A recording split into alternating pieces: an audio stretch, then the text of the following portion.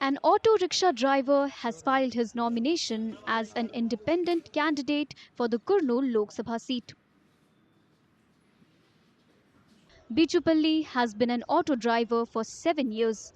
He had also contested the 2019 Lok Sabha elections.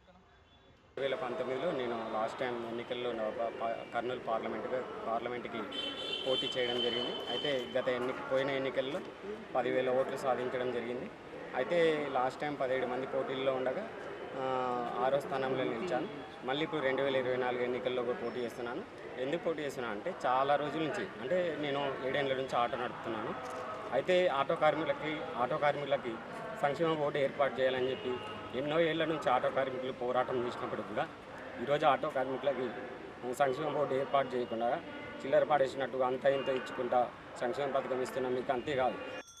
Bichupalli says he is fighting this election not only for the welfare of auto drivers but also to solve the drinking water issue in the city and the lack of industries here. కనీసం వర్షం పడితేనే పంట పడే పరిస్థితి ఉంది కాబట్టి ఈరోజు వర్షం లేక కనీసం కొన్ని గ్రామాల్లో తాగడానికి నీరు కూడా లేదు, ఫ్యాక్టరీలు లేవు. ఈరోజు కర్నూలు పరిస్థితి ఎట్లా ఉందంటే వలసలు వెళ్ళేటటువంటి పరిస్థితి ఉంది. కాబట్టి నేను ఒక ఇన్నోవేటర్, తెలంగాణ స్టేట్లో ఐడెంటిఫికేషన్ కూడా ఉంది నాకు. నేను ఎలక్ట్రిక్ కార్లు లేదా జీప్లు వెహికల్స్ తయారు చేయగలను. లేదు ప్రభుత్వం నాకు కనుక అవకాశం ఇస్తే నేను ఖచ్చితంగా ఈ ప్రాంతంలో ఫ్యాక్టరీ పెడతాను, ప్లస్ శిక్షణ కూడా ఇస్తాను. Lok Sabha polls in Andhra Pradesh will be held in a single phase on May 13th.